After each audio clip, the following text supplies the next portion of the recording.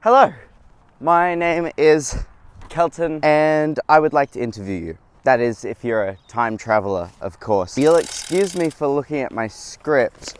I'm doing this video for the Jacksfilms 48-hour film festival, so I didn't really have time to learn my lines after I wrote the script. I've also shot this, obviously, on the day that I planned to upload it, because I wanted to lessen the chances of paradoxes, and I will be keeping my distance from you as well, just in case you harbor any future diseases that I am not yet immune to. I've set up a radio over here, and feel free to talk to me through that if that's better for you. I'll be here for maybe the next 15 minutes that I can spare, and I hope to see you soon. Because I don't want to waste any time, let's talk about meat product substitutes. Meat, you know, meat, right?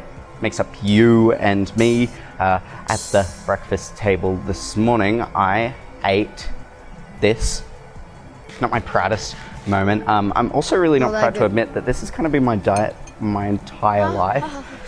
I've never really wavered from the flesh of other beasts. And I hope you don't look down on me too harshly for this. I mean, it is my culture, and all of the meat substitutes, or a lot of the meat substitutes we currently have, are either subpar or really expensive or both. And all of my money comes from a minimum wage pizza delivery job and the little bit I get from Patreon every time I upload a video. Ding. But we'll get back to that later. Substitute meat products, not my Patreon. Even though I eat meat, I know that I shouldn't. It takes a lot of time, money, gas, land, food, energy just to get it into our gobs. And for much less, we could just get all our nutrients from plants. But they aren't as yummy. I mean, it's built into humans to love meat. They're filled with rich fats that kept our ancestors alive. Jumping back to lab-grown meat, it probably won't be widely available for a few years from my time right now. In a 2019 survey, only 16% of people said they would even try lab-grown meat, and less said they would eat it regularly. But while Silicon Valley types might have you believe that the world's problems could be solved by lab-grown meat, it probably won't be. Have you ever heard of a cannery? Of course you have, you're from the future.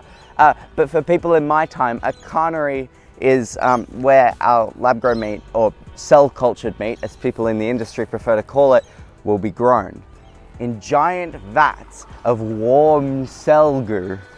It'll be a lot like a brewery, actually, which is where the name cannery comes from. But it's still gonna take a lot of stuff to keep these cells alive. Just like animal cells, they need food, and these cells love sugar.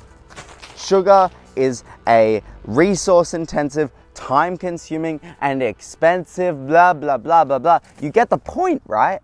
In terms of environmental impact, the canneries aren't gonna be much better than the system that we have now. And that is a spicier meatball. It's hot. From a moral standpoint, they will be far superior. No intelligent life being needlessly slaughtered. And yes, you can grow human meat cells in this thing. I'd be the first in line for a restaurant selling exclusively celebrity burgers. Hi, can I get one McJohn movies with V-sauce and a Dax Flame double down? Oh, and don't forget the donkey nuggets this time. Keltan, this is our backyard.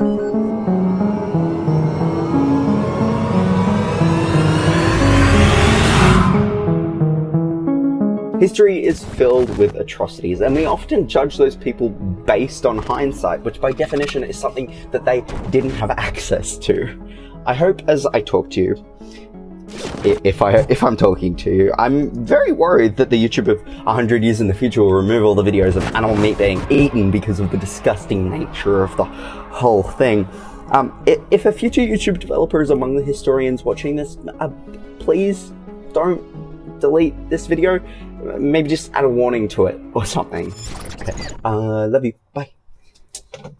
Thank you so much for watching. I'd like to remake this video in the future with a lot more polish and time. I don't think the best way to talk about a nuanced topic like the meat consumption of my generation is something that should be done in a 48-hour film festival. Thank you very much, Jack, for this surprise film festival. It has been so much fun, very stressful, but a lot of fun, and I really hope to participate again next year.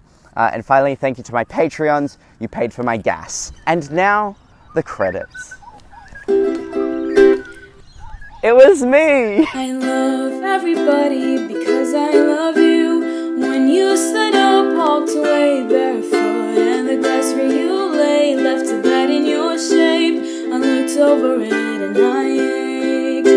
I love everybody because I love you.